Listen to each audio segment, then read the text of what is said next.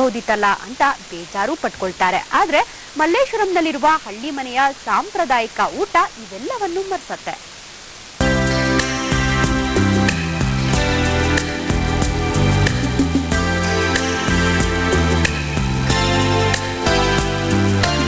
ಮನೆಯ ಸಂಕ್ರಾಂತಿ ಊಟದ ಸವಿ ನೆನಪಾದವರು ಒಮ್ಮೆ ಹಳ್ಳಿ ಮನೆಗೆ ಹೋದ್ರೆ ಸಾಕು, ಎಳ್ಳು ಬೆಲ್ಲ, ಕಬ್ಬು, ಸಿಹಿ ಊಟದೊಂದಿಗೆ ಹಬ್ಬವನ್ನ ಸಖತ್ತಾಗಿ ಆಚರಿಸಬಹುದು.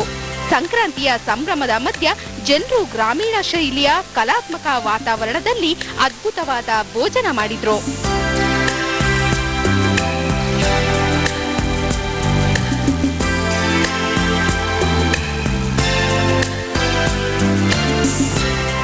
ತುಂಬ ಸಂತೋಷ ಆಯಿತು ನನಗೆ. ಆ ಊಟ ಪ್ರತಿಯೊಂದು ಅದರ ರುಚಿ ಮತ್ತು ಶುಚಿ ಎರಡೂ ನೋಡಿ ನನ್ನ ಮನಸ್ಸಿಗೆ ಒಂದು ಅಪರೂಪವಾದಂಥ ಸಂದರ್ಭ.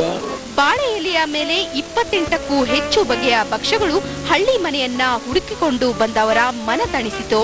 ಬೆಂಗಳೂರಿನ ಜನತೆಗೆ ವರ್ಷಂಪ್ರತಿ ಇಂತಹ ಹಬ್ಬದೂಟ ಬಡಿಸೋ ಹಳ್ಳಿ ಮನೆಯವರಿಗೆ ಇದೊಂದು ಖುಷಿ ವಿಚಾರವಂತೆ. ನಮ್ಮ ಭಾರತೀಯ ಸಂಸ್ಕೃತಿಯಲ್ಲಿ ವಿಶೇಷ.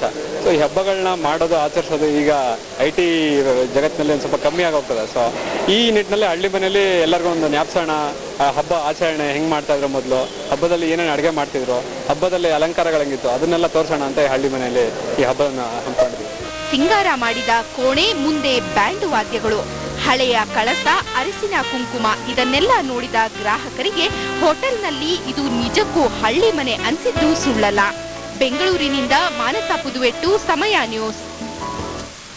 ಬೆಂಗಳೂರಿನ MG ರಸ್ತೆಯಲ್ಲಿರುವ ಮೆಟ್ರೋ ಮಾದರಿ ರೈಲನ್ನ ನೋಡಿ ಬೇಜಾರಾಯ್ತಾ? ಹಾಗಾದ್ರೆ ಇನ್ನೊಂದು ವಾರ ಬಿಟ್ಟು ಲಾಲ್ಬಾಗ್ ಕಡೆಗೆ ಹೋಗಿ, ಅಲ್ಲಿಗೆ ಪುಷ್ಪ ಸಹಿತ ಮೆಟ್ರೋ ರೈಲು ಬರುತ್ತೆ. ಅಯ್ಯೋ, ಪುಷ್ಪ ಖಚಿತ ಮೆಟ್ರೋ ರೈಲು ಅಂತ ರೀಲ್ ಬಿಡ್ತಿದ್ದೀರಾ ಅಂತ